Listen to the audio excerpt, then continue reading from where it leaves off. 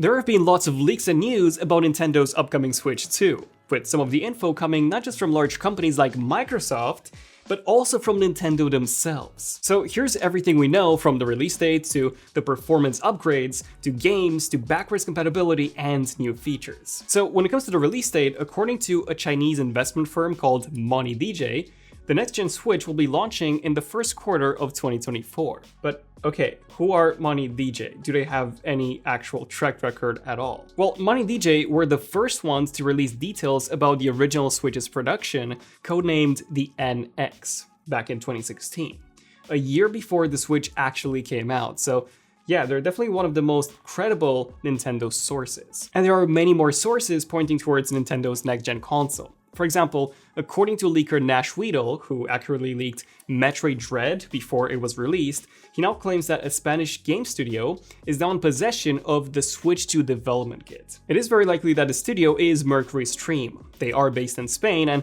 they are the same studio that made Metroid Dread, and that Nash Weedle seems to have an insider in. Now, dev kits are usually sent to developers way ahead of time, in order to make sure that they have enough time to optimize their games for the new system. With the PS5, the first actual dev kit leak was this image that we posted ourselves back in October of 2019.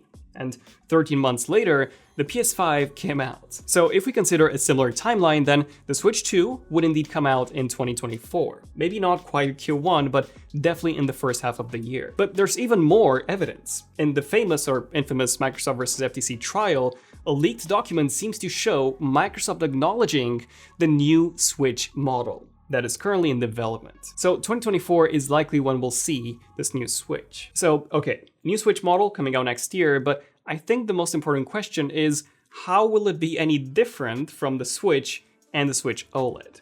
Well, one of the big changes would of course be in terms of the performance. The current Switch is quite underpowered for today's standards. Even when it came out in 2017, it was already using the Tegra X1, a chip originally released in 2015 for the $200 TV box, the Nvidia Shield. Luckily, Nintendo and third-party developers managed to optimize their games to an outstanding level, to the point where we got titles like The Witcher 3, No Man's Sky, Fortnite, Doom Eternal, and many more. But that doesn't mean that these games ran great. The Witcher 3 ran at a dynamic 540p resolution, at super low graphics, and also at a capped 30 FPS frame rate, with a lot of drops below that. So how powerful would the Switch 2 really be? Well, according to Bobby Kotick's emails that got published in the Microsoft vs. FTC hearing, the Switch 2 would have a similar level of performance to the PS4. Bobby, being the CEO of Activision Blizzard, definitely has a good deal of insight, given that he was literally talking to Nintendo's president, Shunaro Furukawa, in those emails. Now, some of you might be a bit skeptical when hearing this. How could the Switch 2 be as powerful as the PS4 when the Switch is just a handheld console, while the PS4 was substantially bigger and required a constant power source? Well, technology has evolved quite a lot in the past 10 years. In fact, the Steam Deck has a total compute power of 1.6 teraflops. The PS4 had 1.84. So the Steam Deck is already extremely close to the PS4 in terms of its performance. And keep in mind that a Steam Deck will be 2 years old by the time the Switch 2 launches. So a similar level of performance to the Steam Deck is extremely likely. So at about 1.6 teraflops, the Switch 2 would be 4 times more powerful than the original Switch in handheld mode, and 3.2 times more powerful in docked mode. This might not seem like a big upgrade for a chip that's almost 10 years newer than what the original Switch had, especially when you consider that the current gen consoles are up to 8.5 times more powerful than their previous versions. But there's actually way more at play here. You see, this new chip is said to be made by Nvidia again, and it's rumored to be based on an 8nm manufacturing process, down from the original Switch's 20 nanometers or 16 nanometers, which is what we have on the Switch version 2, the Redbox Switch, and the Switch OLED. What this means is that we'll be getting a lot more performance for a lot less power. And with technology such as DLSS that will automatically upscale the footage to resolutions like 4K when docked, and ray tracing, the improvements in visuals will be far greater than what that 4x number would suggest. And all of this sounds great, but performance doesn't really mean much if you don't have some great games to take advantage of it. And with our current Switch, many players have been asking for AAA multiplayer titles such as Call of Duty, FIFA, Destiny, F1, but these games are just not available on the Switch at all, mostly due to its fairly weak hardware. The good news is that some AAA titles would be coming to the Switch too. In one of the leaked Microsoft vs. FTC Court documents, Microsoft referred to their commitment on bringing Call of Duty to the next-gen Switch. And when Bobby Kotick referred to that PS4 level performance for the Switch 2, the reason why he said it was because that would allow them to bring COD to the Switch, as current versions of Call of Duty are still supported on the last-gen consoles. And if Call of Duty comes to the Switch 2, I can already see a lot of other developers bringing their AAA titles to the Switch 2 too. For example, Ubisoft CEO Yves Guillemot said that Nintendo advised them to wait until the successor to the Switch before releasing the Mario + Rabbids sequel. Ubisoft in the end decided to release it for the current Switch, which resulted in underwhelming performance and a resolution of just 612p. This is all looking very promising. Essentially, Nintendo telling developers that, hey, you might want to wait until our next console.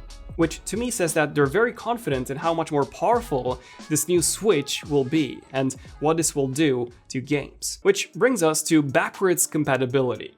If buying a Switch 2 means that you'll lose all of your Switch 1 games, then most people might not even bother.